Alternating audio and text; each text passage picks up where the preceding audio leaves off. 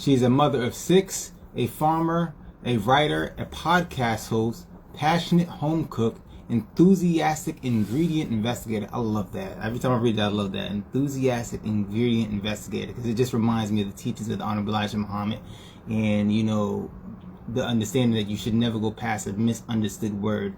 And that's really not just the words. You shouldn't go past a misunderstood concept, a misunderstood idea, anything you deal with. So I really love that piece, just that one piece alone. An enthusiastic ingredient investigator.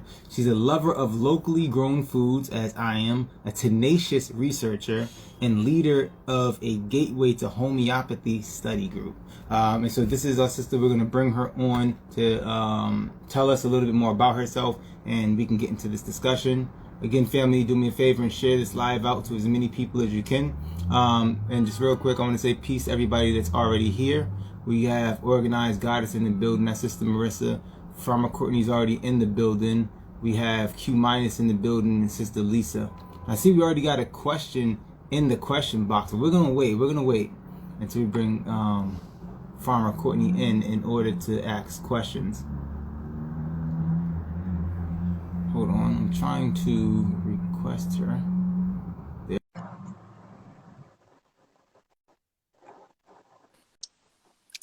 Peace, peace, peace. Assalamu alaikum. Walaikum salam, peace. How you doing, Sister Courtney? I'm well. How are you? Beautiful, beautiful. It's a nice, it's probably like early 90s over here in Boston right now, so it's a little hot. I'm just realizing I have like this weird background because I'm on location by my daughter's where there's a river in the backyard. So Oh man, that's cool. A river right there. That's nice. Yeah, like or a creek. I think of it like a river, but yeah. So yeah, we've been the younger children have all been cooling off all day because yes, it's intense. Yes, ma'am. Well, thank you for coming on. So I already read a little bit. I just wanted to read that little bit of your About Me section on your page because I like it so much. But you can introduce yourself, let the people know who you are, what you do, and then we'll get into the interview. All right. I'm Farmer Courtney, and it's good to actually be invited on because this is one of the lives that I catch a lot because I love your stream of consciousness, what you put out there. It's how I think as well. So yeah, you read my bio. That's kind of, I'm always like looking at what are problems and then, sleuthing out like, well, what's the solution for this, because there's just so much coming at us all the time. So one of the things that, talking about homeopathy that I settled on was looking at how much harm is done with so-called like cures and preventions in the dominant medical paradigm. And so then I started looking at, well, what works more effectively, what's non-toxic, and what's affordable. And so I came upon homeopathy, and then I just really have been going on a deep dive with it because I didn't even notice it in the health food store for 25 years. It was one of those things. I knew maybe 3 remedies, starting with the remedies. And then I kind of felt like, how did I pass this jewel all this time? I feel like so. And then in regard to disaster preparedness, homeopathy allows us to take like a really small amount of both the resource and then also a really small amount, like in the form of remedies, and allows us to really be prepared for, a variety of different situations. So, yeah. And, I feel like you said everything there is to say about me personally, but All right, so that's a little bit about homeopathy. Yes, man, and I appreciate that, because she definitely does pop in on the lives. She definitely does pop in on the lives. She pops her head in all the time. She's one of the regulars who values anything I have to say, which I don't hold myself up that high. So I appreciate that. And also, we already have one question, which, I'm just going to ask it right out because Sister already asked it, which is the most important question of the day, which is from Q Minus. What is homeopathy? That's a great question. So homeopathy is a non-toxic system of medicine. So it's like an umbrella term for talking about how you take a raw material, how you apply divine mathematics to it. Basically, you take a substance. So like many of us are familiar with herbal remedies, that type of thing. So homeopathy starts out very similar. Like if you're familiar with herbal healing, natural healing, it's very similar. So you take a substance, whatever that may be, and you make a tincture out of it. So you extract the properties into alcohol. And then where the divine mathematics part of it is what makes homeopathy go from a tincture to these little tiny pelletized, remedies where you look at them, you're like, well, what is this, And Right. these are basically either sucrose or lactose tablets that have the vibrational frequency of the original substance transferred to them. So you don't have to be lugging around, huge amounts of this, that even though there are healing components in an original substance, there also may be compounds that if you take too many might overload your liver or like be too much for Mm-hmm. your kidneys or this or that. So what homeopathy does is it'll take one drop of this and dilute it into 99 drops of a carrier, so of usually pure grade alcohol. And then there's this process where you take this original substance, you dilute it, but the key is there's this succussion. So that is what gets the frequency of the original substance radiating out, and so then that's carried over into a process of steps, and then that's what makes it a more powerful but more gentle. So like all the healing properties of the substance will like rise to the fore, and then Right. the potential toxic ones fall away. So you're able to use a large variety of substances to bring forward a curative action. So it gives us a lot more scope to work with in a much more benign way, because like modern science, they test this and they're like, there's nothing in this. This is just sugar pills. This is all Right. quackery. And it's a placebo effect, right? That's something that you hear often. And and the reason why that can be challenged, well, one, we have better scientific equipment now, so we can see vibrations, we can see all these things where, the Quack Watch and the skeptics back in the day, they did have some sway because we weren't really looking at things on that level, but now we can prove it with, we can prove it with science. But also, that it works on infants, right? There's no placebo effect happening with the infant. If you have a baby that's screaming with colic, miserable, red in the Right. face, scrunched up, and you give them a homeopathy remedy and it acts, they're not thinking placebo. They're Right. suffering in Exactly. pain. It works on animals, so it could work on if we're raising our cows for our raw milk, it can work on cows, it can work on horses, it works on cats. And so that whole placebo effect is just a manipulative way to steer people away from the dominant medical paradigm that was actually in America in the beginning. Like it used to be that all of the medical schools, or many of the medical schools, were homeopathic institutions, and Mm-hmm. many of the hospitals were homeopathic hospitals.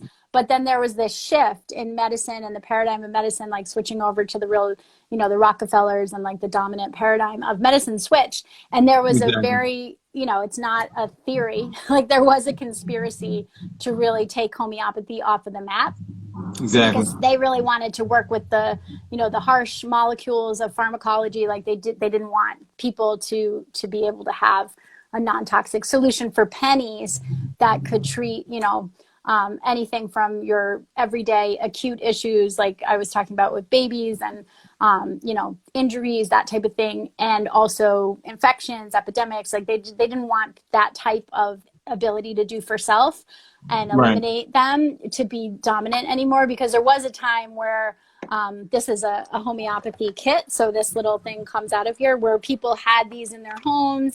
They knew how to use them and whatnot, and so if you have a healthy population, they're not going to the doctor, so they're not making money off of that.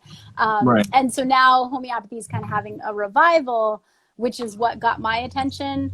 And this was pre-pandemic. It was probably about 6-7 years ago that I got really into studying it, because it took the mystery out of it. The teacher that I've been studying with, the study group that I lead, and really just gave you the foundational knowledge that you need to use homeopathy as a layperson, somebody that hasn't gone to school for it.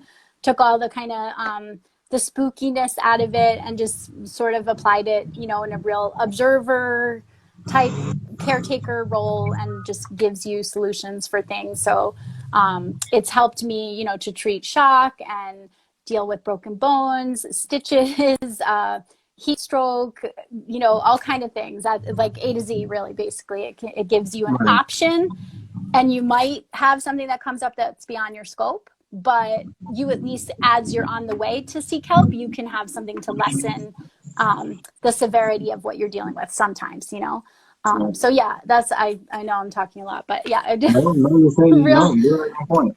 that's 'Cause the I'm thing. gonna build on something you said. Yeah, and I mean, I think that's why I tune into your lives a lot, is because I like the way that you think, because I think like that too. Like, you got to keep unraveling. It's Yeah, you not. do. There's no Oh, we're soundbite to about to do just some unraveling. explain. Yeah. We're about to do some unraveling. Yeah. So I'll stop, and then you can get me back on track, because yeah, I tend to kind of. No, you didn't get off track at all. So Okay. Okay. because like you said, I think like this. So I'm glad you said some things you said, right? Because I've done a little research on it, and I've heard people talk about quackery and all this. And the reality is, if anyone goes and researches it and sees what people are saying, to me, it's obvious that they just want people to look at it as if there's something wrong with it, so they can keep pushing medicine. Now, this is the thing. The key when you talk about the succussion part, and the vibrations. Now, they always point out, well, there's no evidence on a molecular level, as if the molecule is the smallest or most infinitesimal part of something. You have underneath molecules, you have atoms, you have subatomic particles. Now, I've studied quantum physics and all that kind of stuff. Not in school, not traditionally, but I've read the books. I've read all this stuff about quantum physics. And everybody knows that everything in the universe vibrates. Everything in the universe vibrates, and it has its own frequency that it vibrates on. I teach radio communications. It's about frequencies. I know a little bit about frequencies, right? Now, and we do have another question, but we're going to get to that. Okay. Now, when you think about it, when you take or you look at an atom, a full atom is not one individual thing. It's actually a nucleus, which the nucleus itself is made up of multiple parts. And then you have these ribs that float around it, or these orbiting electrons, neutrons, protons, whatever have you, that orbit around it, and they're always moving.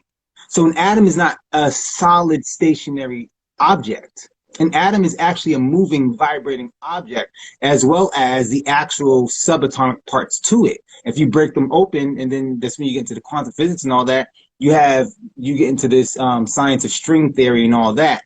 And these strings that they say, if you can visualize one, it's like a wave. It's like a vibrating little string, right? And if you were to take that piece of an atom and split it in half and put it on another side of the universe, they say that if you do something to one part, now this is actually going into not exactly quantum physics, but another branch of quantum physics, that you can have an effect on the other piece of that string on the other side of the universe.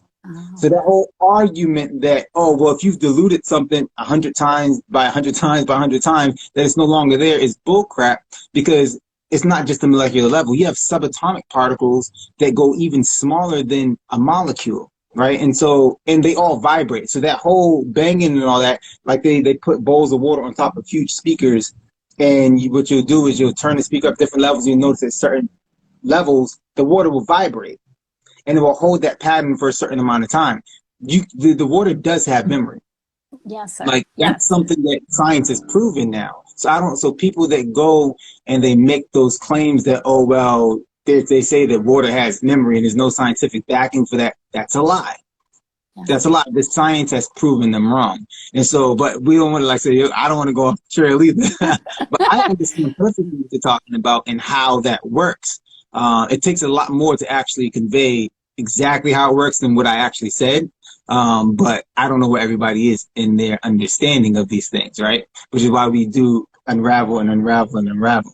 And so, to the audience, when you're thinking about medicine and when you're thinking about different types of remedies and ways to heal, you have to think back as far as you can go. Medicine, modern medicine, I did a live the other day and I was just talking about, my whole mindset and understanding of, why I like homeopathy and why I like any other type of natural remedy, is because we live in a world that, everything is okay. Well, if you don't have this degree, if you don't have this white coat, if you don't have a certain image, then what you say is not valid. And that's not true. It's just not true. And so I'm thankful for people like you who take the time out to study this stuff and bring us that knowledge so that we have something else to look at. Because the same thing they try to say about homeopathy, I can say that about plenty of medications that people take and then they complain and know that the doctor got to switch this medication because it didn't work. And so if it was all because of the science, why did you give somebody something that did something harmful or something or had an effect that was not intended? If it was science and it was down to the molecule as you want to go, then you should have known, no, I'm going to give you this and this is going to be the effect. So obviously there's no science in them pills. Right. Like Yeah. that argument can be made, right? So, Yeah. and not to say that there isn't science there, but don't try to put the claim on one thing when you're not going to put it on the other.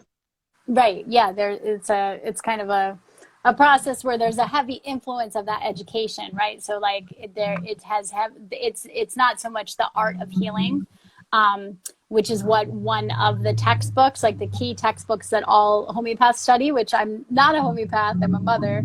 But that is what it is, like translated, it means the art of healing. Because there has to be a whole picture taken in of how we're looking at unraveling an illness, and how, whether that's an acute illness that just comes up at like 2 a.m. and you want a solution, or if you're looking at a state of a chronic issue that you want to unravel it. And so the type of homeopathy that I study actually comes from the trenches, like out of India. So the woman who I study with, Joette Calabrese, she has been to the Banerjee's homeopathic research clinic in India for 8 different fellowships, and she has sat by them for weeks at a time, just taking notes. And they use homeopathy very differently. They have kind of swapped using homeopathic medicine for pharmaceutical drugs, and they because oftentimes it's like the last stop for people that come through the Banerjee clinic. So they have, for 150 years, they have a continuous body of research where she was able to really glean what many diseases we don't even see anymore in the U.S.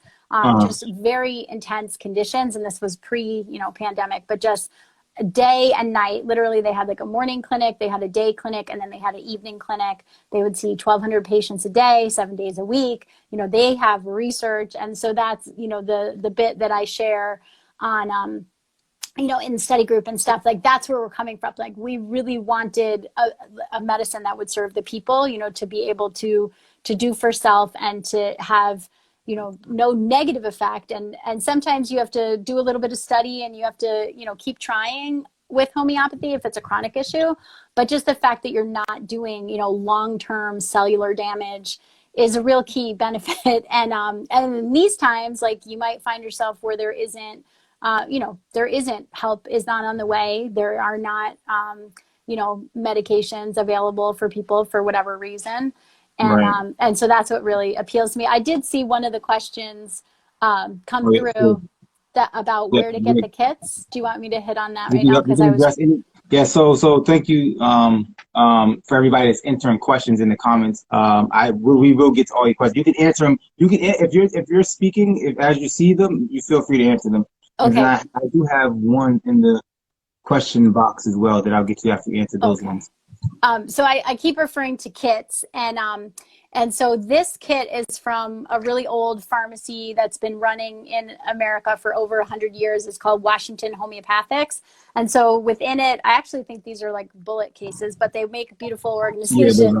And so they're all really wonderfully organized. So they have like the whole organization on the top. Like, if this ever gets flipped over in the chaos of a situation, you can always like have your guide to reorganize. Everything's alphabetized.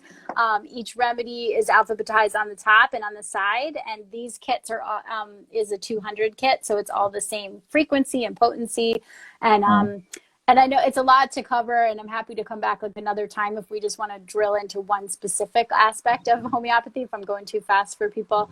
But not surprisingly, with the whole pandemic and everything, these kits have been sold out forever. So homeopathy frequently was like, many of these pharmacies were just barely operating in the black, for years, just kind of quietly doing the work.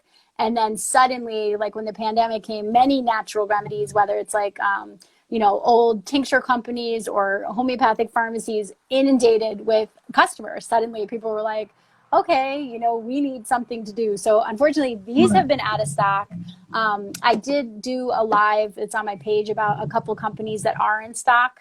I just don't have any of those to show. And I do prefer this because this is much more go bag friendly than the other ones are just like a little bit bigger. But, you work with what you can do. um, and then this is like on my website, I have a checklist that kind of covers everything that's in here. So if you can't get a kit, that was kind of why I made it, was because a lot of people were finding they had to put together their own kits or to Mhm. vet, like, is this kit going to meet my needs and this and that. So I put together those checklists that are over on a measureofgood.com. And that's Yeah. pretty much all the homeopathy that you could cover a lot of bases with in your go bag. So, and I kind of have a mini go bag with me all the time, with homeopathy The in it. EDC, everyday carry. Yeah, every day. I was just Mhm. thinking that I need to really get a little bit more comfortable and a little more organized because I was noticing the weight that I'm carrying isn't really that balanced lately. So I gotta check it out. Maybe you have some things I could check out about that, like how to assess. Yeah, just My everything bag just is feels heavy. a lot more palpable now. It used to be like, oh, the people talking about emergency preparedness and this and that, it seemed imaginary. And it's like every day you turn on the news now, it's something that's like, wow, I didn't think that, that could happen. I mean, I had been thinking about it, but it seems like, unfortunately, things are really heating up and becoming a lot more palpable and real and like right in our face at any moment. So, yeah. Yes, ma'am. So Q, Sister Q asked, I think it's Sister Q asked, what? No, it was Sister Lisa. What's the name of the tincture? Oh, Did you name a specific one? I don't think you named it no, so specifically. actually, although I did intentionally grab this one because to just it's one of the things that I do is, I don't only use homeopathy, so I like to be prepared with a variety of things. So this is a super useful parasite tincture that I just grabbed it because I thought your audience might want to know about it as far as natural preparedness. And unfortunately, in grid down situations, survival situations, parasites are something that we should be able to be prepared. This is like a close sister of mine makes this. It's just called Jackass Bitters. Hmm. Real bitter, unpleasant, but super effective. So I just grabbed it for two reasons, as an example of a tincture, but also because I just wanted to put it out there. So I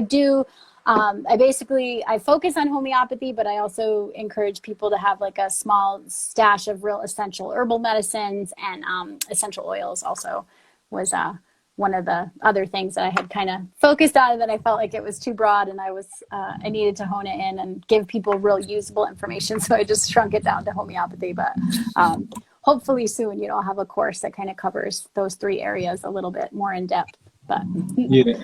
So I was reading the little ebook you had, and towards the end of it, you had the question posed there.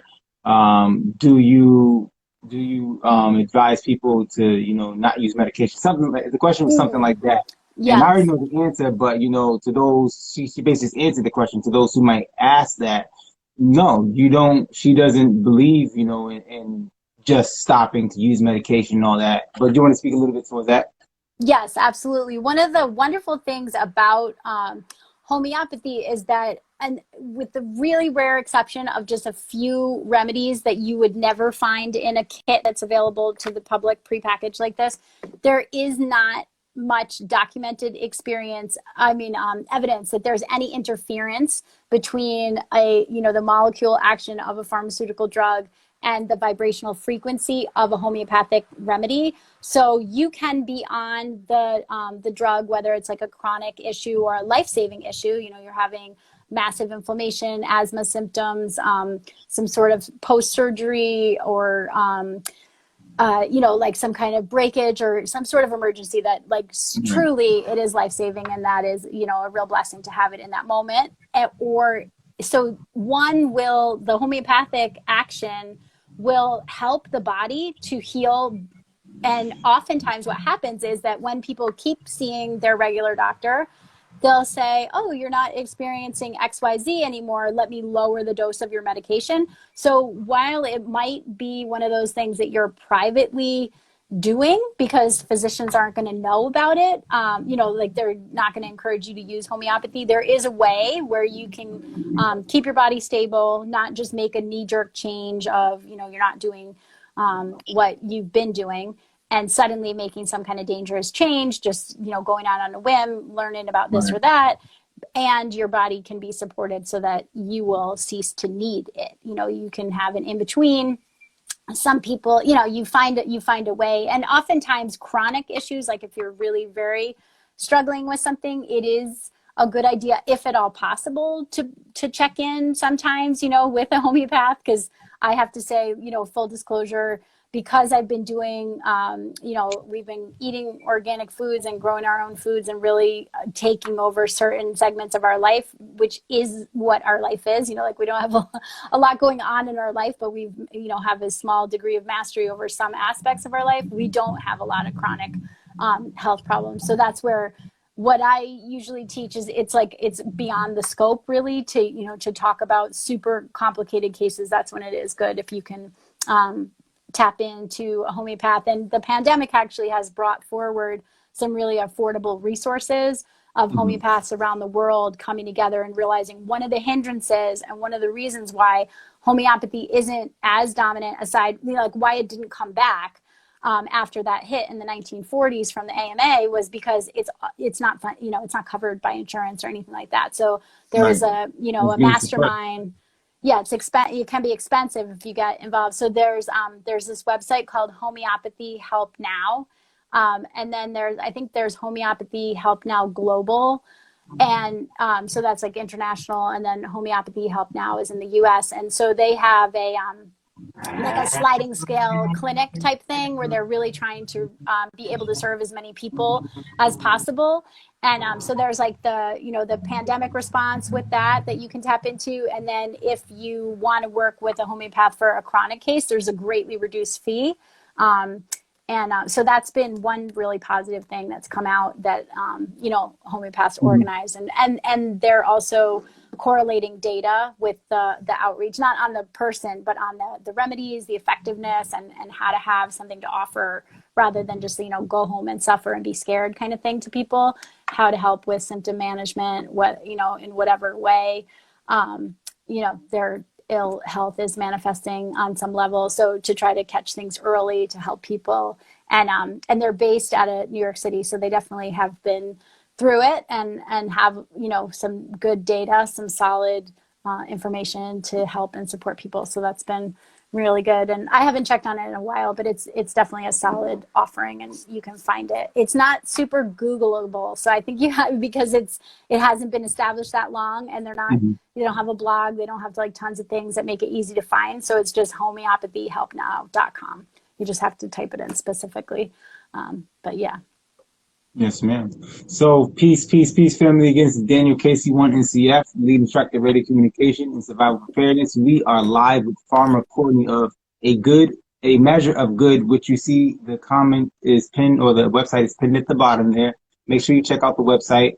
Also, you can follow her at Farmer Courtney on It's the same on Facebook too, right? It's funny. I never use I never use Facebook. I'm pretty sure on Facebook it's Farmer Courtney Sullivan. I've been kicking myself like I should get back on there, but no, we gotta get that done. Yeah, but at Farmer Courtney, definitely on IG, and then again, the measuregood.com. Now, so one of the things about homeopathy that I think is interesting too is that we know that those of us who know, we know that when you have a cold, right? And there's symptoms to a cold, coughing, sneezing, you might get a little warm, whatever have you. The symptoms are actually your body working to fight whatever it is you're dealing with.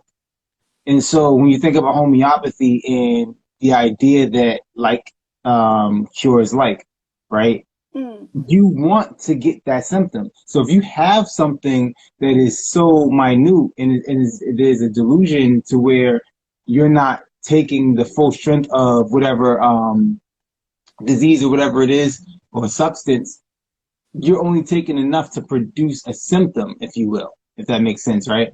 You're making the body to actually do what it's supposed to do in order to rid itself of whatever the disease was, if that makes sense. So in a way, I've seen videos talking about comparisons between homeopathy and vaccines and why it's not. Some people say why it is like a vaccine. Mm, There are technical things to where you can't classify it as a vaccine, which is real. But the mm-hmm. reality Yeah, it's is, not. it's really no different. You're dealing with a weaker state of something, but it's still more potent in a way.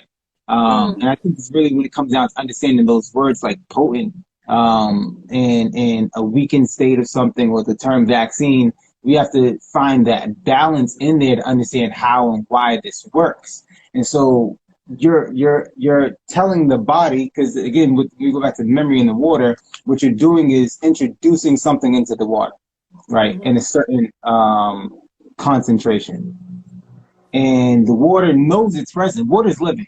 Mm, yes, If water is the foundation of life, if it's the yeah. basis of all life, then it is living itself. Again, those molecules, the atoms themselves, are moving. And so it is absorbing that information, and then you dilute it. You dilute it, and then, like I said, the succussion, it's helping it to memorize what's there by vibration. We remember music because of the rhythm. We remember things because of rhythm. And Mm-hmm. there's a rhythm thing. And now, follow me, people. And so as you dilute it, the memory does stay.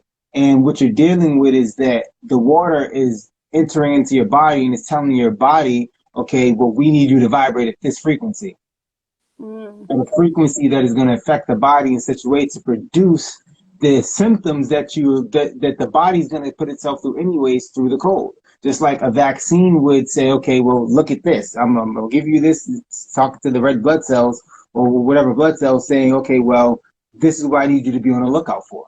Because if this ever comes into the body again, we need to handle it in XYZ situation. And the body recognizes the disease or whatever it is. And then when the real thing enters into the body, it's able to fight it, right? So some similarities, if you will. I just wanted to make that point. I don't know if I made that point well or not. well, but you reminded me that I left out this whole basic foundational part of the explanation of homeopathy. I've had a lot of sun today, pardon me. So one That's of right. the things, like you said, yeah, like cures like is one of the foundational things. So what that means is that in the early experimentation, that the most recently accredited doctor, who brought homeopathy that we know now to the world was Dr. Samuel Hahnemann. And so what's super interesting about him is that he wasn't just some doctor, like messing around. He was a really intellectual child who was not only an excellent student, but who was a tutor to students his own age and really excelled.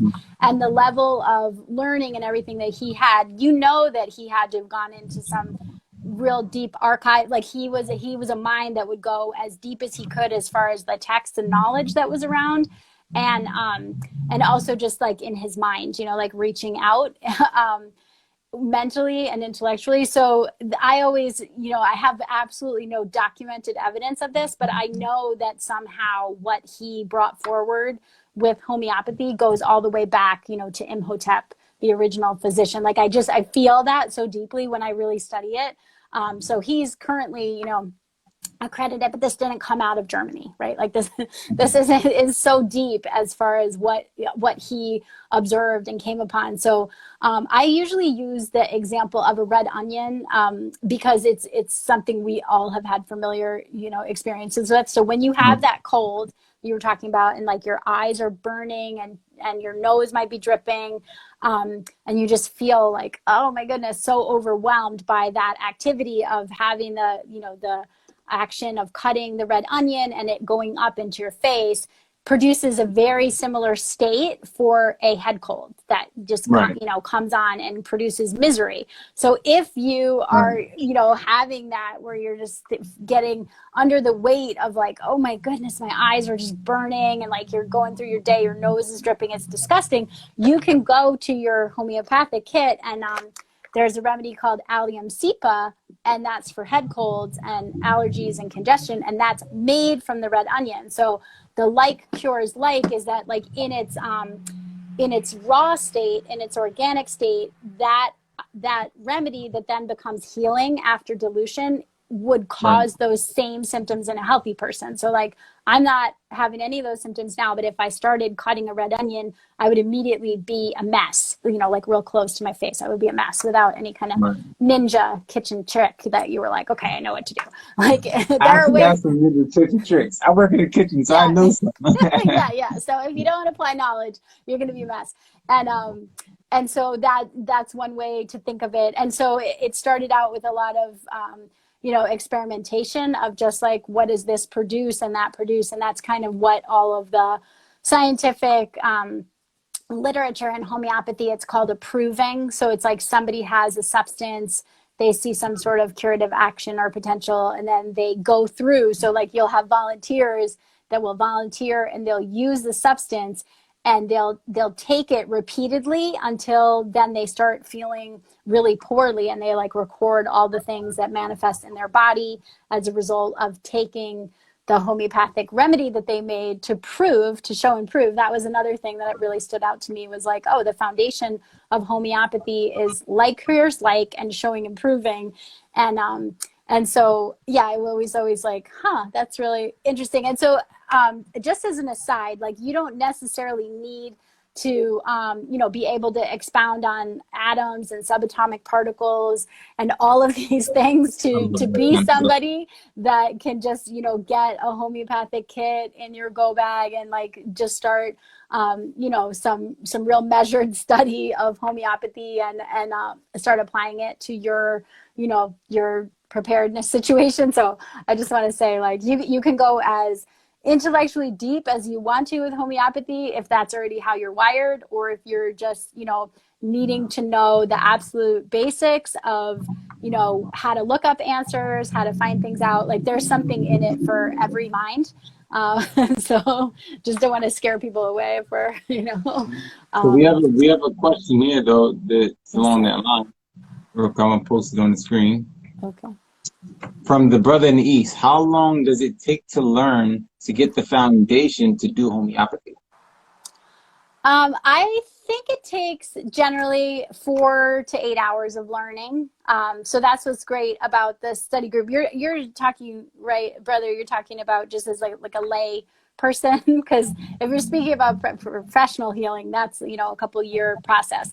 But if we're Right. talking about practical homeopathy, how to use it in your home, family, and community, yeah, like, and so that's the beauty of the study group that I lead. It's like it's an 8-week curriculum, but by the 4th week, we pretty much have covered the foundational basics, and had some good conversations, and got over that, like, oh my word, this is so many moving parts to this, like, where do I start, kind of thing. And it's also written to really give you the most practical information that you need. So there's so much to learn within the science of homeopathy, but to really just learn the basics, if you have that intention of like, how do I convey the basics to to people who are looking to have a non-toxic solution for their family, I would say 4 hours to 8 hours. There's a free quick start guide on the website where the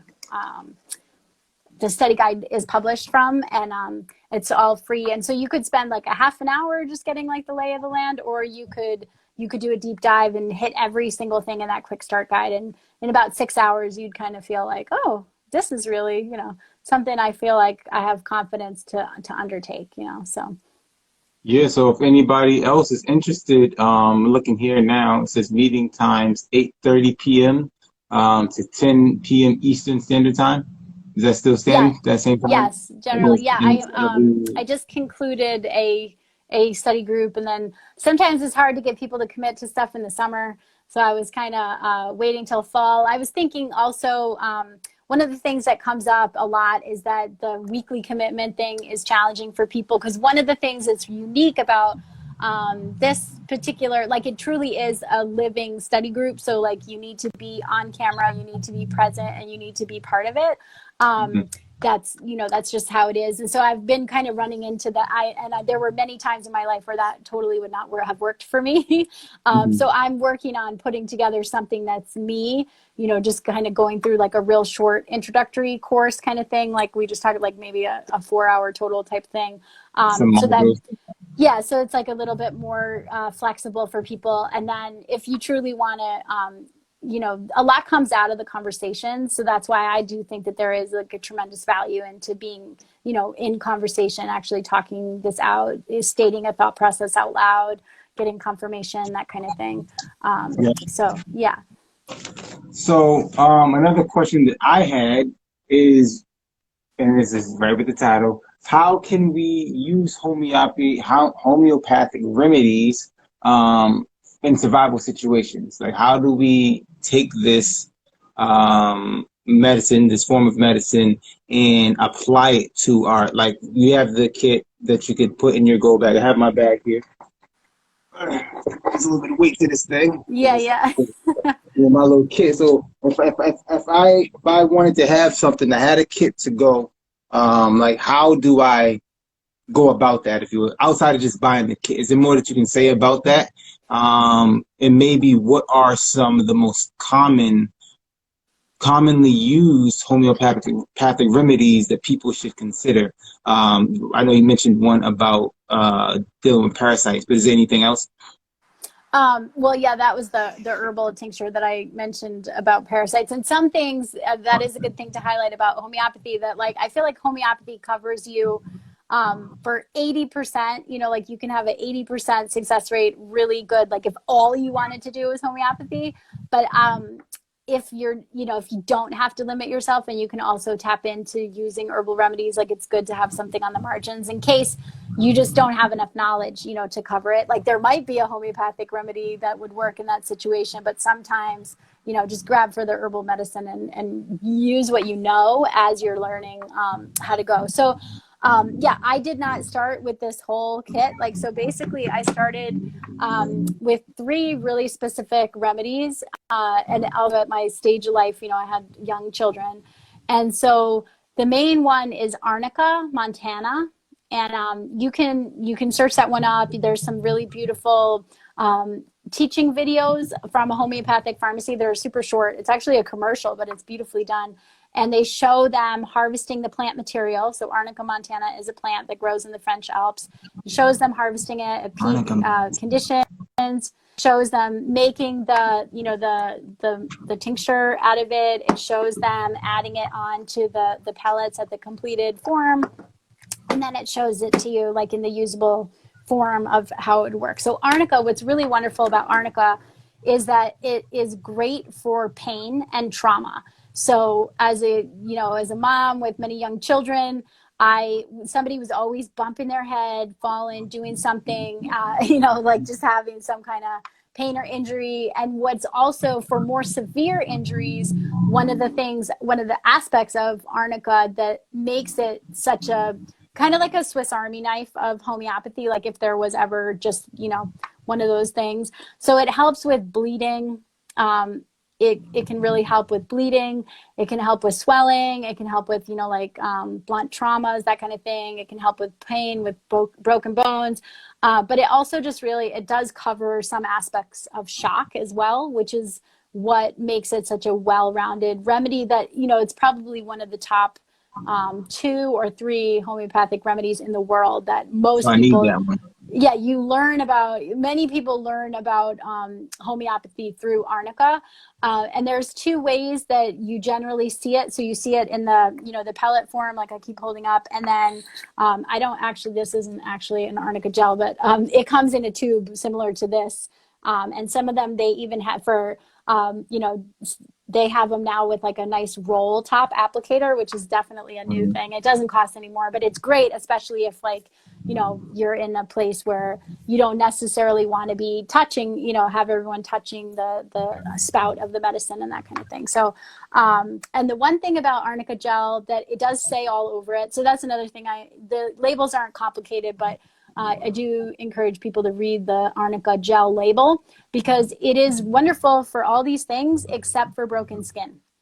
And so it usually has like witch hazel and a couple other things in the base, and it's just really not generally recommended for like lacerations, Uh-huh. you know, cuts, stitches, that kind of thing. Like that is not what you would reach for. You would take if you had a injury that had a lot of damage to an open skin areas, you would opt for taking the arnica internally, and then you would hold off on the cream. So that's number one.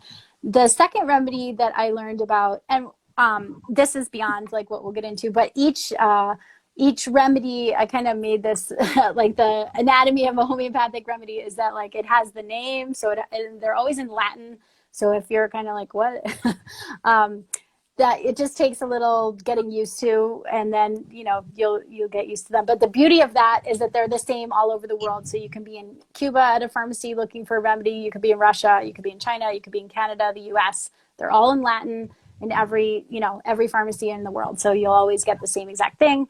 And so that's a beautiful thing. And so it has a potency, so it has the Latin name Arnica montana, and then this one happens to be 200C. So that just means that it's been diluted 200 times to the 100th power. So it's like it's just the format of dilution. So Arnica 200 would be like, wow, that was a bad injury. You have like really took a hard spill. You have different things going on. For children, generally, you can get away with using a 30. And the deal with that is just because there's less processing involved to have that lower number, that sometimes they're just a little bit less expensive, the 30s. So that was the one that I used with my children. And oftentimes, like you can find them sold in 3-packs because it's like you want one. And if you're packing go bags and wanting to have all your family members have a little bit of homeopathy, you can buy them like in the 3 or 4 packs, and then everybody has one. And yeah, so you would, and one of the really amazing things about arnica is like it's so useful in a huge variety of different applications. So I did mention blood clotting and like blood issues in the beginning when I mentioned arnica. And so arnica in a much more or a much less diluted rather, so in a 6 is the one that for any sort of like bleeding disorders, kind of like how what's that? So it's hemostatic. Yes. And so when people are, like if people are prescribed baby aspirin and they don't want to take that, you could explore looking at arnica 6C. So yeah, like that kind of thing. It just gives you an alternative. So arnica is one of the few remedies on that list where I have like a lot of potencies listed, and it's just because it's like the all-star remedy. The second remedy, if you could only name 3, would be carbo veg is one. So that's carbo veg. So many people are familiar with activated charcoal. And so that's what that is. That is homeopathic activated charcoal. What's that? So that's just another way to say it. Well, yeah, it's like carbonated vegetable matter, like whatever that translates into, but carbo veg. And so what's super interesting about that one is just they call it in the 200 on the farm, it's known as the corpse reviver. So many times, like when people are starting their small, herds of sheep, or like trying to increase their dairy herd, you will have animals that give birth, and there's just something about, 1 or 2 of the animals that they're just not coming to with a certain vibrancy, and you just think like, oh no, they're totally going to make it. They have blue gums. They're just not getting that oxygen exchange in the blood. There's something going on. People have reported really miraculous recovery and turnaround of the state. Usually the animal is still with its mother, so there's a lot of other things, but yeah, they call it the corpse reviver. Like people are really shocked at how different it is. So it's one of those remedies that you don't need a lot, hopefully, but having it is remarkable. And again, I didn't have any idea about that action. I've also heard really interesting things about CarboVeg 200 for carbon monoxide poisoning. Like a family didn't realize that their space was being contaminated. They had one child that was really exhibiting all these symptoms, and on the way to the emergency care and trying to figure out like what is going on, they thought they were going to lose her. They didn't know what to do other than just pray and give her this remedy. And it really turned things around. So that is just like when it feels like nothing, this is like just not going well at all. That's why they have that little kind of extreme limerick that goes on or whatever to help people remember it. And I actually had a totally different experience, but it felt like a lifesaver because I discovered it when I had a small baby that had colic. That's why I use that example a lot, is because I don't know who anyone on the live has ever had a baby that has colic, but it's like, Yeah, they were going through it. Them, yeah, it's serious. and then you go through it because you're already not getting a lot of sleep, and then so it puts the whole family through it. So Carbo Veg 30 is really excellent for gas, like just that painful, terrible intestinal cramping and gas. And so carbo, because that comes up for people a lot in a whole spectrum of ages, I really love Carbo Veg. And one of the other things that I learned during the pandemic is that in a 6, it can be useful for people that are having the mask and having different symptoms. Because like when people first had to adjust to wearing the mask, and there was, all kind of different arguments being made, yay or nay, and this and that, and this side effect and that side effect. Like it really truly was, for as many attributes as you could list, there were some downsides and some negatives. So some people were experiencing, problem like not getting the same type of access to air and respiration and everything. And so Carbo Veg in a 6, 9 is really uncommon, but Carbo Veg 9, you can get different potencies, but I basically just speak about the ones that you can find easily. So Carbo Veg in the 6 was like very useful for helping people kind of get rid of this brain fog, sort of spaciness feeling, this anxiety, this almost like feeling like they couldn't really breathe, and anxiety and all kind of stuff. Yeah, even though, it wasn't people that had, COVID necessarily or anything like that. It was more just the effects of a healthy person having whatever going on from wearing the mask and then feeling other than themselves, So It definitely, I had that a little bit, adjusting to wearing the mask, because it does, I believe I'm fairly healthy, but and you're still getting oxygen, but you're not getting at the same rate you're supposed to, and it does have an effect. So it would have been nice to have known that. I think my body kind of adjusted to it now, but yeah. Yeah, and I know that there's always the argument that healthcare workers, always wear them, but if you think back to the environment that healthcare workers are usually operating in, it's much more controlled than just like everybody out there in all different varying temperatures and circumstances and stuff like that. So not to start a mask debate, but like you said, like there really is something about it that we have to figure out how we're going to deal with, right? Like so Carbo Veg is one, and in the 6C, that was the one. So I like to keep that on hand. And then I was going to do another baby remedy, but I'm thinking of talking about this other one actually instead, which is it's called Natrum muriaticum, which is basically homeopathic sea salt. So it's like Natrum muriaticum? Yes.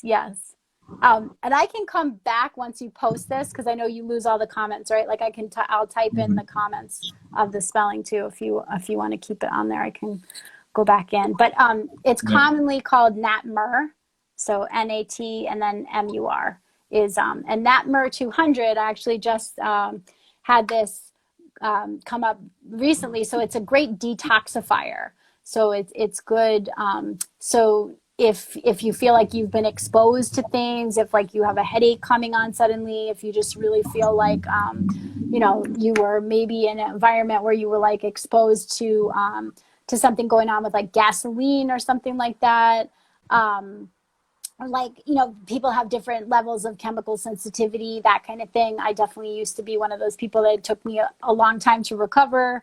I would have to like go to sleep if I was exposed to certain things to, like get my body back into balance. So Natmur can be really just a great one for if also like pesticide exposure, like to avoid that. But sometimes like things drift, or just like if you're outside and there's like a heavy load of environmental pollution that's hitting you up, and you might just feel like brain fog and headache and just overall, you know, in a state of imbalance, like you just feel like things are off. That is one that's really great to reach for. And so that I was speaking, because I have it in the 200 kit, that's for like if you really need something to act, you know, really immediately, and you're in a more severe situation, you would reach for the 200. And then there's also a cell salt, which is prepared a little bit differently. So it's that's more like on a mineral level. Your body can absorb that. That would be something that you could take more frequently, because it's a much lower potency. So that would be in a 6X. And I don't know that I might have one. That's another kit that I have. So, good question. Homeopathic remedies, are any of these also, or can they be used for preventative measures? Like, is there some that you can take, you know, once every day, once every 2 days, once a week for preventative measures? So that's a really good question. And specifically, what my teacher always reminds us is that that homeopathy is a system of medicine. So with the exception of pandemics and epidemics, typically homeopathy is only reached for and used if there's a pathology present. So it could be something as simple as just like eyes watering. You don't have to be like knocked down sick, but some sort of pathology where it's clearly indicated. Because I've been on lives with her where, you know, she's clearly got something going on with her throat, and I'm always thinking, why hasn't she just, you know, it's all right there, why hasn't she just reached and taken something? But she's kind of the mind of like letting something develop a little bit so she knows what to give. That being said, there are certain you know, kind of catch all, nip it in the bud kind of combinations of things that you can take. So you homeopathy, you know, there is one of the things that really stands out about homeopathy is the treatment of epidemics, and how, if you look up the history of homeopathic hospitals in the 1918 flu pandemic, like they had such a high success rate, much higher success rate than the regular hospitals with their patients. And that was before the internet, right? That was before you could quickly exchange information. That was just them doing their work independently, sticking towards, you know, the real core principles of homeopathy and using their brain and like coming up with it. And then after they exchanged notes and talked about, you know, how they worked on it, how they approached it, and then they all saw like, we were really within the same range of remedies. Isn't that interesting? So we have for the current situations that come up. So that, like, what happens in that now is not, you know, before pandemic, but this is happening now, is that like, you know, the process, but now because of technology, like homeopaths can really connect. And so we were able to hear, you know, from on the ground, like in New York City, in Israel, in Italy, like what all the homeopaths were seeing, and they were able to get that base of remedies together really quickly. So I think people were like a little bit timid, you know, because everybody was afraid that they were going to have that heavy-handedness come down on them, and so they still wanted to be able to operate and do their work, so you didn't really hear much about it.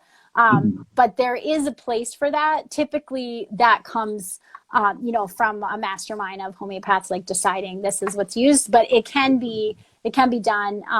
And so, you know, if you even want to investigate this for like even just a few hours, you can usually come upon, you know, some information on that. But one of the things that I like to have in my kit, again, you know, there's 50 remedies in this kit that I carry around with me all the time. And I would say I tap into like 20 of them real regularly. And then, you know, then the other ones kind of fill in the margin. Sometimes there's a random thing that comes up or whatever, but there are certain homeopathic remedies. I mentioned arnica being one of the most popular homeopathic remedies.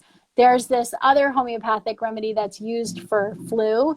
It has a super long name, which it is a Latin name, but it's not the actual name of the substance. It's more of like a brand name. So Ocoxilium. It's marketed everywhere, like CVS, Walmart.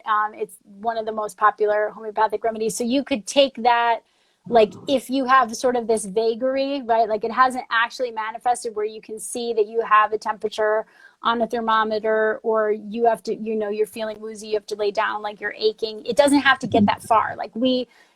one of the things that comes along with having the mind that's focused on homeopathy is like you are your own sleuth, right? Like you're always having to tune in with your body, like check in with yourself daily. So if things start to feel a little bit off, there are some homeopathic remedies, or combinations of remedies that absolutely can be used kind of as like before you really know. Like you don't necessarily have to have spot on, exact, very fully manifested pathology to take Right. something. And one of the goals there being that you would just uproot that imbalance in the body before it really had a chance to take over. So there's a couple different remedies that you can reach for, over So on. Go ahead. so basically, you feel something's coming on, and it hasn't fully manifested, but you can tell. Obviously, I'm congested, and so you're gonna reach for something that I think it's paused a little bit. I'm gonna keep talking.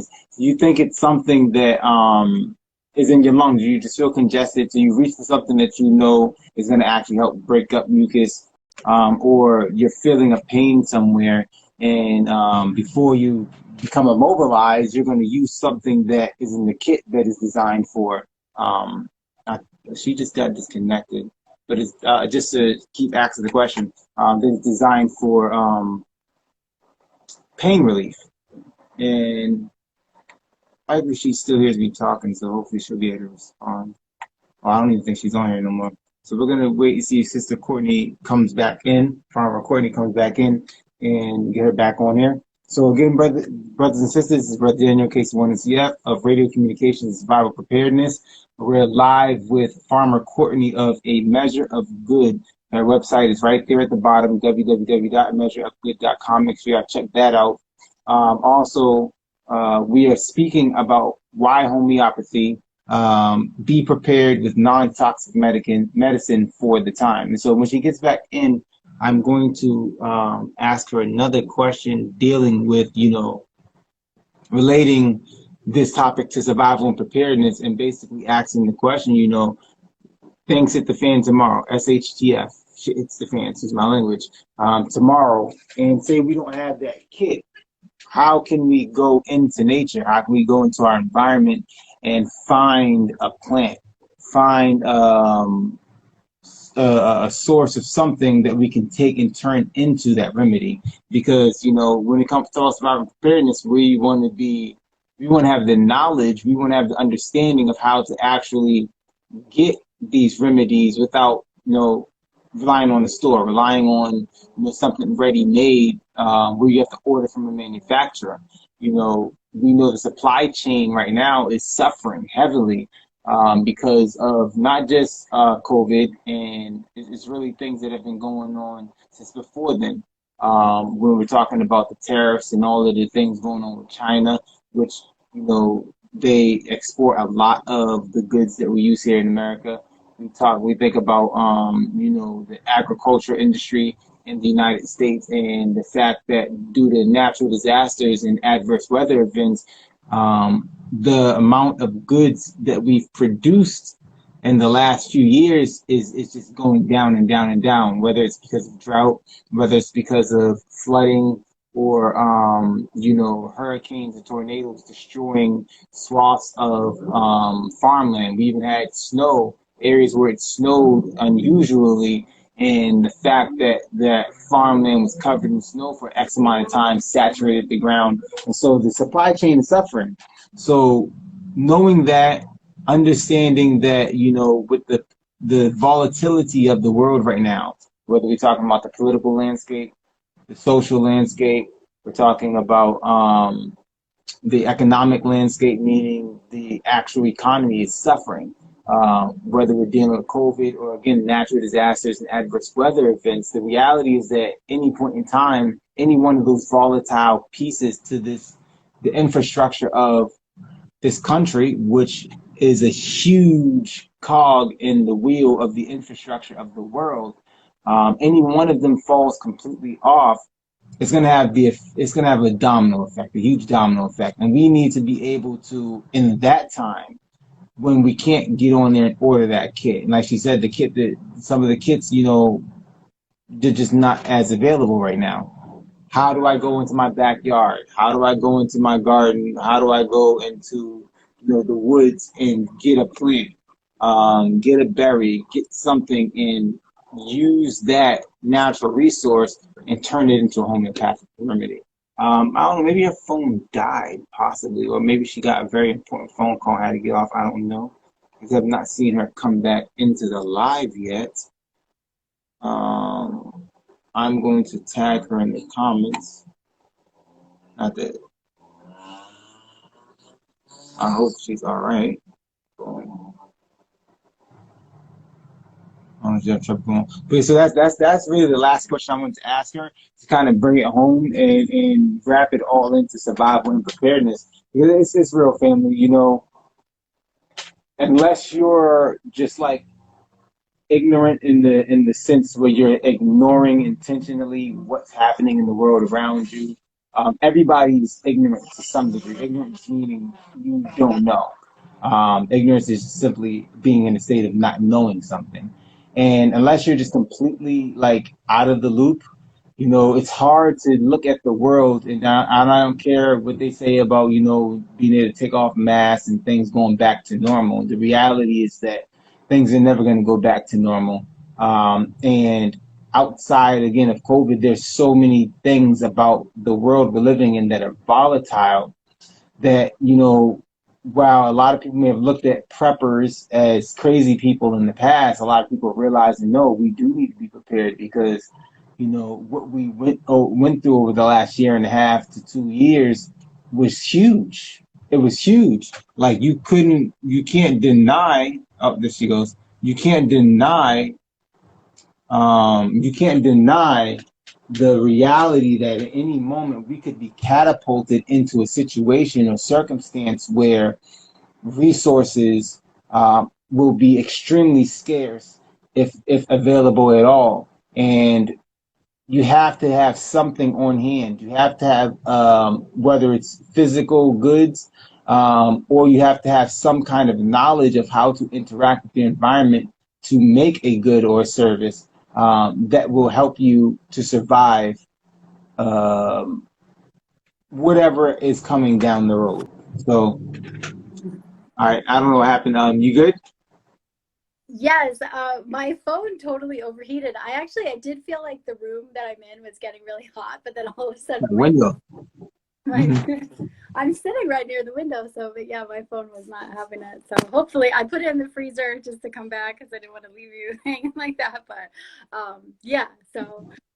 Okay, so I was just saying, talking about how we live in a very volatile world. This is going to lead into my last question. Very volatile world. I mentioned all these natural disasters and adverse weather events, right? They're having a huge strain on the planet.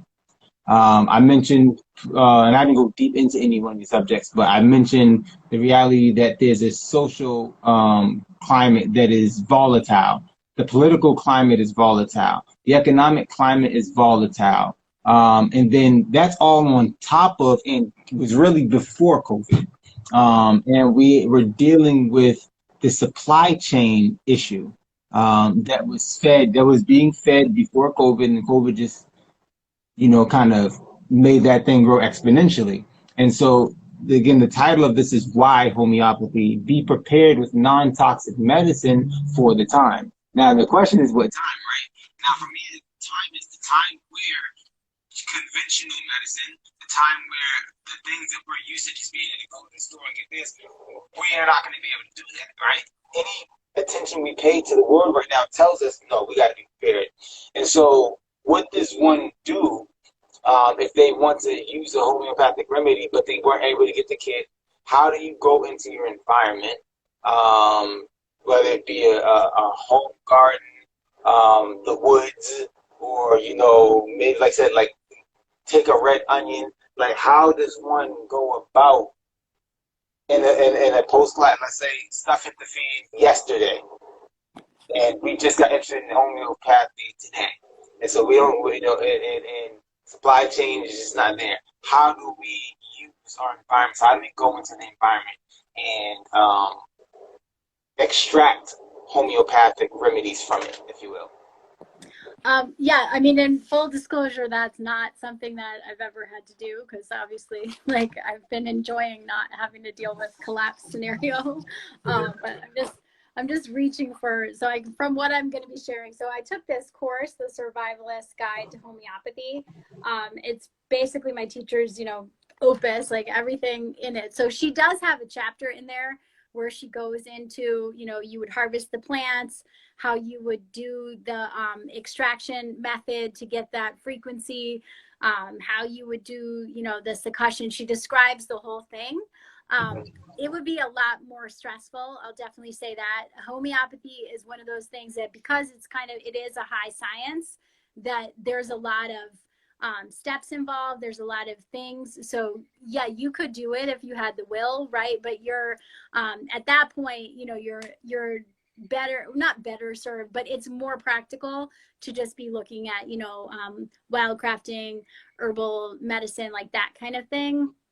It doesn't necessarily cross over, like, in a real short, quick answer. So that's why I like sometimes feel like, you know, a broken record, just skipping, constantly talking about homeopathy, because when I would, you know, really pray and go within and be like, well, what can I do, you know, to reflect back the blessings that I've received? How can I serve? It really was, you know, teach about homeopathy, help people get it in their homes. And so to anyone who's listening, like, you might think that this is interesting, but not necessarily have aptitude for it. But like, think of who in your network of people might have aptitude for this, because a lot of times the ripple effect of having somebody who is prepared. So you know how I showed that tincture bottle before. So when you talk about resources and scarcity, and the thing about getting prepared with homeopathy beforehand, and then also, you know, coming back into some level of supply chain production, but with much less resources. So the beauty of how you can take one drop of a tincture and dilute it and succuss it and make it to a much more high potency remedy is something that allows us to serve many more people with way less herbal resources, way less raw material. The fact that you can you know, use the dilution method and stretch whatever it is that you do have. And another thing on that, you know, kind of doing for self and limited resources, being solutions focused. There's this really excellent movie, this documentary, and it does a good job of kind of addressing the skepticism that we talked about in the beginning. It's called Magic Pills. And so it's done by a homeopath and somebody who obviously does support homeopathy, but it really runs the whole spectrum of it. And they show how, you know, under real extreme circumstances, how Cuba really came to the aid of their people by using homeopathy. So here you have like a small amount of a material that then they're, through their network of healthcare professionals and, you know, community people, that they have them go out and they were able to, you know, give a dose preventatively. That's what we were talking about in the epidemics. They really do an excellent job of showing the real forward thinking of Cuba and how they helped. So they took what they learned from one epidemic, and then they searched through what could we do homeopathically. They did have a vaccine that could possibly have an application in the epidemic. The name of the disease escapes me. It's not a common one. And so they didn't have the capacity to manufacture it. And so their health services focused on having a healthy population, said, well, what else can we do? And so they harnessed homeopathy, you know, in a real short amount of time, not super high tech, and, you know, with limited capability. And they were able to make this remedy and get it distributed to their people. And then they recorded all the results, and now there's this great example of homeopathy in action in an epidemic having great results. So you know, I like to kind of hold on to that's also why I have such a passion for homeopathy, because the more of us that realize, hey, here's this, we're not coming up with a new thing. Like, this is actually something with a huge amount of evidence. There's just a lot of pushback from these same, the same players that we're coming up against time and time again. This is that same mind that is in opposition to us, having access to things, but we can, equip ourselves. And so one of the things in Cuba that became clear too was, like, they made the actual homeopathic remedy, but then even within having a homeopathic remedy, you can dilute the homeopathic remedy in water and make it what's called an aqueous solution. So you're just putting it in water. So what was one dose, you can make into 12 doses by putting it in water and then thinning it out. It's not ideal. However, if you are having limited resources and you have some familiarity with homeopathy and you want to serve a lot of people, that is one way. They've used that, in countries all over the world. India deployed it for like a pertussis epidemic. There was also encephalitis outbreak. So it just, it takes just the forward thinking of, like, how do we help as many people as we can to get their supportive remedies, their homeopathic remedies, and then distribution. And so that movie, I'll just wrap it up to say, like, Magic Pills really does, they travel the world. It's a documentary. It's super low tech, but it's well done. And they go around the world really showing how, even in, it's not a post-collapse scenario, but even in countries, where there's a real limited supply and there's limited resources, that homeopathy works really beautifully. Oftentimes, in conjunction with, Nessa's, like, the highlight that they do on homeopathy in Africa is really interesting, because it's they run homeopathic AIDS clinics in Africa. This one homeopath, Jeremy Scher, he runs, I think, 18 homeopathic AIDS clinics. And basically, when they did the whole approach that they did to using pharmaceuticals, it only, serves to a point when even they will recognize.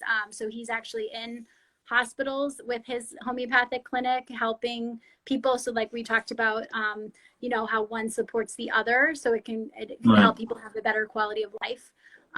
So yeah, resources aren't as important as intent, and really thinking how, even within scarcity, there, if you have that mindset of that you want to solve this problem and you want to do so abundantly, that, homeopathy really offers us a clear roadmap of how it can be done. There's a lot of success already in the books about that. So, right. So, I asked the question for a reason, because, dealing with survival preparedness, there's stages. The most popular thing, right, is go bags and, starting fire and all this kind of stuff. And people, they picture, things just right now hit the fan, and there's some people who are just going to pop out of nowhere with vests and huge backpacks, and they're going to just MacGyver everything, right? And that's real.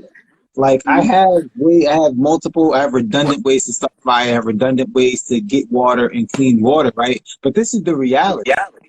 A prepper is looking at, okay, what is the potential for something to happen in the future? And what can I do to prepare myself to survive the incident, right? So the incident might be a hurricane, it might be a tornado, it might have been the pandemic. It could be a lockdown for a city for a week because of protests. Like, we've seen that. Cities shut down for a whole week because of protests. And how am I going to get through that time, right? Now, when we think about SHTF, stuff hits the fan, and if it's a collapse type situation, the question is more towards this. Things hit the fan, and is it irrevocable, or there's something happens that we're not going to ever go backwards, right? And the stuff in my go bag is to get me through that first hump and hurdle. It's to get me from point A to point B, out of the danger zone. But now the world's not going back to normal, but I still have to live. So while like you're saying, wildcraft, or like some people say bushcraft, meaning being able to go into the bushes and take a plant and knowing what plant to take and how to strip the leaf and make some kind of paste out of it and use that, right? It's very important, but life is still going to go on, and you're still going to want to be able to have something on hand. And that's what I'm getting at. Is okay, yeah, we're going to use that wildcraft, we're going to use that bushcraft, we're going to use this stuff in my bag. But when that stuff's not there, and I want to have something so I don't have to go into the woods every time, this is where homeopathy comes in as well. Because I use what I use for my current ailment, but I'm going to make extra. I want to make extra and get it into a bottle, get it into a pill form, because supply chain's been down for 2 months now. And if something happens to somebody, I don't have time to run out to the woods, right? I need to know that skill set, though, right? But the homeopathy allows me to replace what the pharmaceutical companies had at one point in time, except it's more natural. And I can make some pellets, I can make something and have it ready. And so, you know, that's where I see its place, and having that knowledge. I'm 2 months in, and we made it through the hurdle. We're not bugging out anymore. We're at our bug out location. Things just ain't going back to normal. We've started a little garden, but now we're starting to accumulate medicines and things, because if something comes up, we want to have it right there. And so while I don't know if there is anyone that teaches that at the moment, you know, like you said, your teacher has that book to explain it. But what I would like to see, and I think something that would be dope, and maybe it's an idea that you might take on, is actually making, because you were talking about earlier, I forgot exactly what you said, but I mentioned like pre-recorded modules where where you go and make it easy for a study group. That's what you're talking about, the study group, where you go and you say, okay, well, you know, you pre-record it and you say, we're going to take this plant, or we're going to take the red onion, and we're going to take it from red onion into its homeopathic form. So that people have that knowledge on how to do that, because it's going to help to rebuild the society. It's no different than me knowing how to do a suture or something. I'm not a doctor, but if I know how to sew, I can get good at it and use it in the field, but I can teach it to the community that I might be in a post-collapse situation, and train other people in that. And so that's something that I think would be dope, and that I would like to see. And that's kind of how, like, again, how I place homeopathy in my mind for survival and preparedness. Okay, so there is a way that if I couldn't go to CVS, if I couldn't go to Walgreens or the hospital, there's a way I can go take some plants and make a medicine for myself to put in my, you know, post-collapse medicine cabinet, and have that without, you know, starting with something already pre-made. Yeah. Yes, sir. Yeah, I was just actually cut off and like trying to cool it, but getting my hands all hot here. Yeah, my apologies. Never happened before. I guess it's just the stress of the time, the day. Yeah, no, that's absolutely like a really great idea. And one of the ways, you know, when we first talked about doing this live, I mentioned ticks, right? So really the only place that I've ever made a homeopathic remedy in earnest, where I like did all of the 30 dilutions myself, it took me about 3 hours to do the dilution process, to do the succoshing. It's not bad. Yeah, it took like a long time. I didn't think it. I started before sunrise, and then I went methodically through the whole process. And then when I looked up and saw like what the sky looked like, and I checked the time, I was really surprised. Yeah, it was over 2.5 hours, 3 hours around that mark. So yeah, it's definitely a process. I mean, I could explain it and show it. We could, if you want to do a live like just specifically on that. That would be awesome. Have a different setting here. Make sure my phone is not about to explode.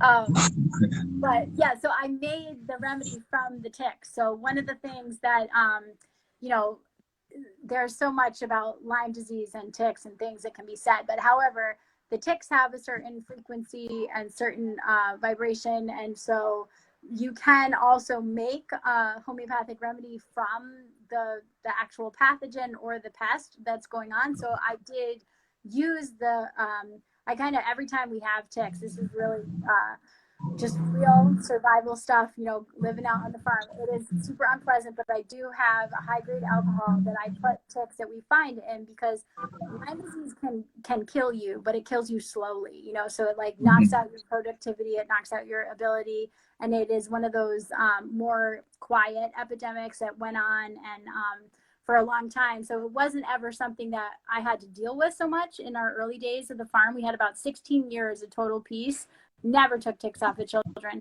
And then it was like a switch, you know, like all of a sudden they would come in covered in ticks. And I just felt like, what in the world is going on here? And so I very quickly just, you know, had to be coming up with solutions. And so that was one of the things from that book that she said, you know, you can make a remedy from the ticks that you're finding on your land. So you have a specific, you know, like the imprinting of that specific thing. So I did it in that instinct. We don't have to do something as as out there as that. Yeah, we could do, you know, we could work with calendula or any way you can do it. The red onion, that kind of thing. You know, there is always, like I said, she does talk about, actually in the book, I'll reread that unit before doing it. She does talk about water, because she's really, I mean, it is a survivalist guide. She studied all like the wartime archives of a lot of the homeopaths in Europe, and just really searched out. One of the other things that I'll just end before my phone ends this on is just speaking about preparedness wise, is that homeopathic remedies can last for decades. They're very stable, if not so no centuries. half-life. Yeah, they last for a very long time. And I mean, that's like what people will vouch for, but many of us, like, who have tried much older remedies, we've observed that they still act, because, you know, it's vibrational. You might have some breaking down of the actual lactose pellet that the medicine is made on, you know, that the homeopathy solution is put on, but they do last, you know, a really long time. So that's one of the, you know, if you have a whole kit and you come up with a bunch of things in the first 2 months, you might not ever need it. Time goes on, you know, you might be having a whole different bunch of scenarios. So you want to be able to deal with everything from births to, you know, like pain, severe pain, injury, infections, like those kind of things. So yeah, homeopathy just gives you, you know, some margin there, you know, like it can be your only thing, or it can be used as, you know, a helpful buffer. Well, that's just why, like, I don't think that we should only be reliant on one thing, you know, like I think it is really helpful to have herbal medicine, to have essential oils, because these things all have lasting you know, power. They stay potent for a long time. So that's just what, you know, when you're building out your yeah, you know, not necessarily kind of like beyond go bag. Like I would be that person in my network of people who you know, people know that they could ask for a remedy. And then, so that was one of the things that did come out of the pandemic with those homeopaths that were organizing with Homeopathy Help Now, is that they were really trying to help people self-organize in communities, you know, to say like, well, who sent you to us? Like, can you ask them if they have the remedy? Because like I had some people come through that I didn't want to be responsible for taking the case, because I'm not a professional homeopath, you know, and I knew that they were a more nervous type of person, maybe had a complicated health history. So I just felt like this is beyond my scope. But I was able to, once they got off the phone with the homeopath, deliver them some remedies that I had in my stash, you know, because we still can stock now. So I guess that's why, you know, I'm going to really start doing more lives again and getting the information just kind of top of mind on my end, because we still can buy things right now, you know, so. Yeah, do them lives. I'll be yeah. Tapping in whenever I see them. All right. Yeah, I was doing them, and then I just kind of got caught up in everything. But it is, yeah, I'm real grateful that you invited me on here, because this is something that I definitely light up. I love talking about it, and you can tell I talk a lot, and I hope I wasn't talking too fast, but nope. That's kind of how I, yeah. No, you was right on point. You was on point. So I know your phone's getting hot. You need to get that thing back in the refrigerator real quick. But before you go, I need you to plug yourself. So again, family, Daniel, KC1CF, Radio Communications Survival Preparedness. This has been a live interview with Sister Farmer Courtney of ameasureofgood.com. And let the people know where they can reach you at with services and products that you have to offer. Yeah, so measureofgood.com is where you can find the homeopathy go bag checklist. So that's like, you could use it every day. You could also be pretty prepared for, you know, a variety of situations with that checklist. So that's over at measureofgood.com, and then just at Farmer Courtney here on Instagram. That's my most active spot to find me on social media. So those are the spots that you can link up with what I have. And I don't have, and study group is going to be coming out, but if you get the go bag checklist, then you'll be on my mailing list, and you know, you'll be kept up to date on when those classes go live and all that kind of stuff. So okay. Awesome. Thank you, Farmer. Thank you, Farmer Courtney. This was awesome. I enjoyed this. I'm definitely the type of person that I'm a student. Yes, Like I'm always in study. Like I study everything. I've been studying since I was like 12, very heavily.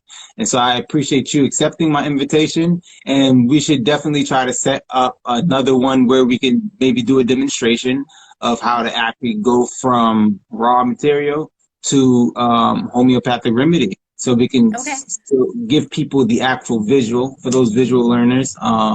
And I'm going to be looking forward to that. Let's talk. Also, to the guests and those who've watched, we appreciate your time and your attention. We don't come on here to waste our breath. We don't come on here just to talk. We're bringing you knowledge, the wisdom, the understanding that we've gained in our little bit of time here on earth, our little bit of study, because we see the benefit of it. And we want to help you any way along your journey that we can. So we thank you for your time. We thank you for your attention, and for the questions. You know, it helps out a lot. So look for us, like us on Instagram, or follow us on Instagram, wherever you see us. Thank you again, Brother Daniel, KC1 NCF, signing out. Peace. All right, peace.